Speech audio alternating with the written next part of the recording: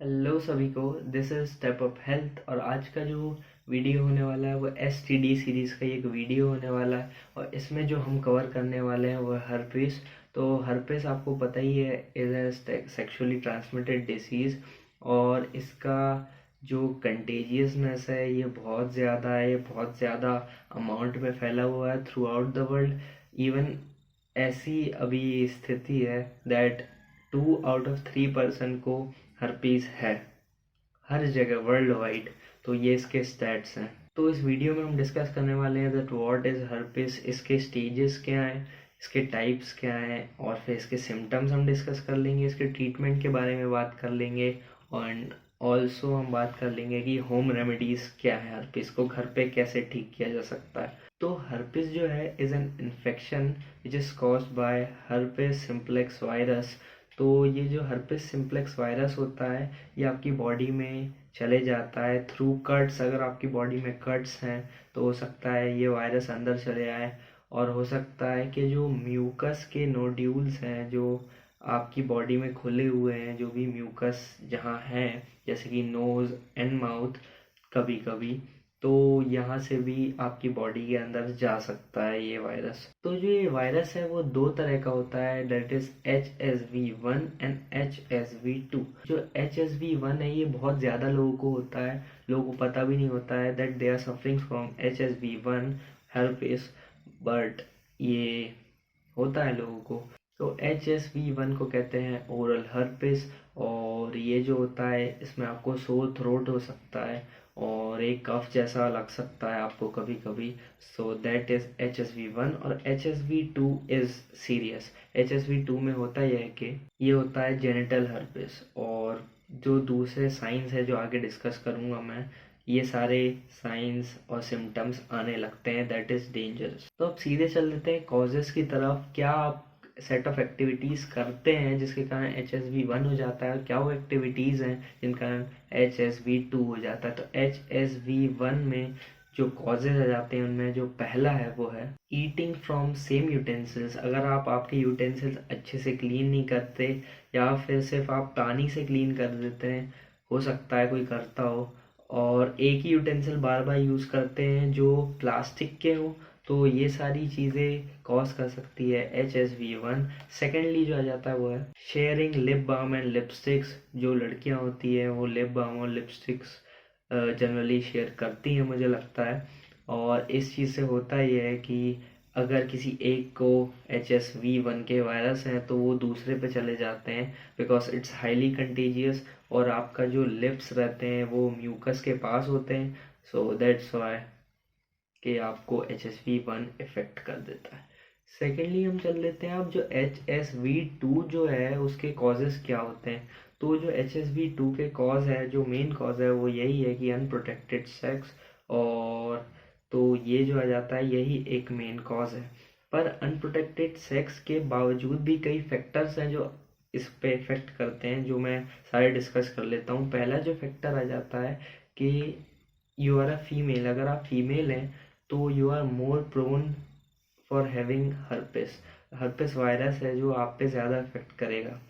फिर सेकेंडली जो आ जाता है वो है हैविंग मल्टीपल सेक्सुअल पार्टनर्स। आपके सेक्सुअल पार्टनर्स का नंबर 1 2 3 से ज़्यादा है हो सकता है, तो ये आप बहुत ज़्यादा प्रोन है कि आपको हर्पिस ईजिली हो सकता है, बहुत आराम से हो सकता है, आपको पता भी नहीं है और ये एक बहुत आगे स्टेजेस तक जा सकता है।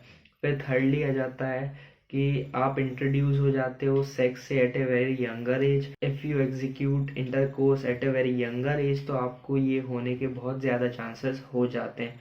फोर्थली आ जाता है हैविंग अ वीकन्ड इम्यून सिस्टम। अगर आपका इम्यून सिस्टम बहुत कमज़ोर है और बहुत जल्दी आपको बीमारियां हो सकती है तो ये भी एक बीमारी है। तो ये वाली बीमारी भी आपको बहुत जल्दी इफेक्ट कर देगी। ये वायरस से आपका जो इम्यून सिस्टम है वो लड़ नहीं पाएगा ऑब्वियसली अगर आपका इम्यून सिस्टम वीकेंड है, and it will be more prominent कि आपको HSV2 असर कर जाए। अब चल देते हैं टूवर्ड्स सिम्टम्स। क्या वो चीज़ें हैं जो आपकी बॉडी में चेंज होगी, आपके इम्यून सिस्टम में चेंज होगी, आपके अंदर और बाहर चेंज होगी, जो आपको फील होगी और आपको पता चल सकेगा that you are suffering for herpes.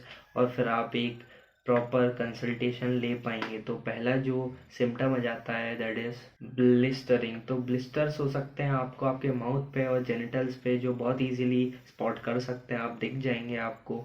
तो ये सारी चीज़ आप इग्नोर ना करते हुए सीधे डॉक्टर के पास जा सकते हैं, सीधे डॉक्टर को कंसल्ट कर सकते हैं और जो भी स्पेशलिस्ट है उसे कंसल्ट कर सकते हैं। सेकेंडली आ जाता है पेन ड्यूरिंग यूरिनेशन। अगर आप मेल हो और अगर आप फीमेल हो, कोई डिफरेंस नहीं है, आपको यूरिनेशन में पेन होगा और ये वाला सिम्टम है, दोनों में एकदम कॉमन है। फिर थर्डली आ जाता है इचिंग। जो आपके माउथ है और जेनिटल्स है, जहाँ ये हर्पिस इफेक्ट करता है, या दोनों जगह आपको इचिंग बहुत ज़्यादा होने लगेगी, तो आपको पता लग जाएगा that this is a clear symptom और आप जा सकते हैं डॉक्टर के पास और बता सकते हैं ये सारी चीज़ें। फिर इसी के साथ कई जो फीवर के सिम्टम होते हैं वो भी इसमें इंक्लूड हो जाते हैं। फीवर के सिम्टम भी दिखते हैं हर्पिस के सिम्टम में। अगर आपको दोनों सिम्टम दिख रहे हैं तो you can be absolutely sure कि आपको हर्पिस है। तो बिफोर आप ट्रीटमेंट ले या होम रेमेडी स्टार्ट करें, आपको पता होना चाहिए कि आपको क्या प्रिवेंशन लेने, because preventions are very important. तो पहला जो प्रिवेंशन आ जाता है वो है यूज़ कॉन्डम, यूज़ प्रोटेक्शन। आपको कॉन्डम यूज़ करना ही है कैसे भी सिचुएशंस हो। अगर आप कॉन्डम यूज़ करेंगे तो आप ना कि सिर्फ हर्पिस से बच पाएंगे, बल्कि बहुत सारी सेक्सुअल ट्रांसमिटेड डिसीज से ही बच जाएंगे, because most of them are deadly, most of them can lead to AIDS. तो ये सारी चीज़ आप नहीं चाहेंगे। तो सेकेंडली आ जाता है do not have sex while there is a single, even a single symptom. अगर आपको लग रहा है कि एक भी सिम्टम आपकी बॉडी में दिख रहा है हर्पिस का, तो आप रुकें, आप नहीं करें अगर सेक्स, तो ये ज़्यादा अच्छा होगा आपके लिए। तो ये सारी चीज़ आ जाती है। फिर थर्डली आ जाता है do not have multiple sexual partners. Multiple sexual partners करना बिल्कुल अवॉइड करें, एक या दो भी। इन माय ओपिनियन 3 भी बहुत ज़्यादा हो जाते हैं और आप बहुत ज़्यादा प्रोन हो जाते हैं, परसेंटेज बढ़ जाता है कि आपको एक एसटीडी अफेक्ट करे, हर्पीस अफेक्ट करे।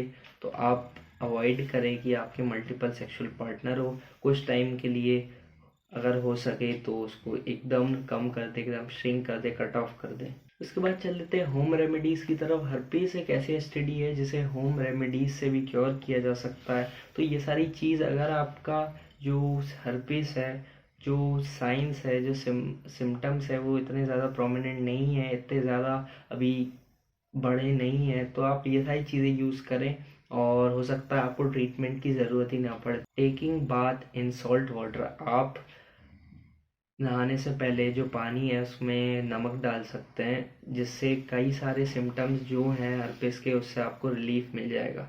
Applying petroleum jelly to affected area. आप कर ये सकते हैं, सिंपली कुछ नहीं कीजिएगा, जो भी अफेक्टेड एरिया है उसे क्लीन कर दीजिएगा, क्लीन कर लीजिएगा अच्छे से धो के, और उसमें पेट्रोलियम जेली लगा लीजिएगा। टाइट क्लोथिंग बिल्कुल अवॉइड कर दीजिएगा, क्योंकि वो अफेक्टेड एरिया को ऐसे ब्रीथ नहीं करने देगा। अफेक्टेड एरिया में एक प्रॉपर एयर का सर्कुलेशन, एक ब्लड का सर्कुलेशन नहीं रहेगा, तो बिल्कुल भी टाइट क्लोथ्स ना पहने। फिर आ जाएगा, अगर आपने अफेक्टेड एरिया को टच किया है तो आप अपने हाथ धो लें। बिल्कुल इसमें सोचने की कोई बात नहीं। अफेक्टेड एरिया को आपने, हो सकता है कि इरिटेशन के लिए कारण टच किया हो, या फिर उसमें आप कुछ अप्लाई कर रहे हो, तो इसके बाद अपने हाथ ज़रूर धोएं। फिर जो आ जाता है वो है, अगर आपके सारे जो सिम्टम्स हैं वो होम रेमेडीज़ करने के बाद हो सकता है कि चले गए हैं, तो इसका मतलब ये नहीं कि आप फिर से एक नॉर्मल लाइफ जी सकते हैं।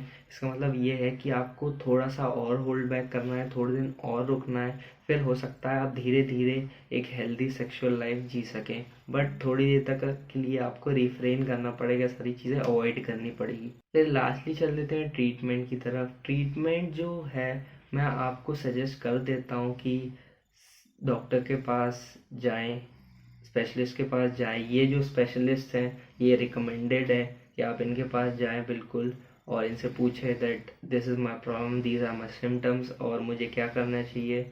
अगर आपकी स्टेजेस एक हायर स्टेज तक चली गई होगी तो डॉक्टर सही तरीके से रिकमेंड कर पाएगा, ना कि किसी आप ब्लॉग पे जाएं और देखें कि वहाँ से क्या ट्रीटमेंट है। ऐसा बिल्कुल ना कीजिए और सीधे डॉक्टर के पास जाएं और देखें कि क्या प्रॉब्लम है।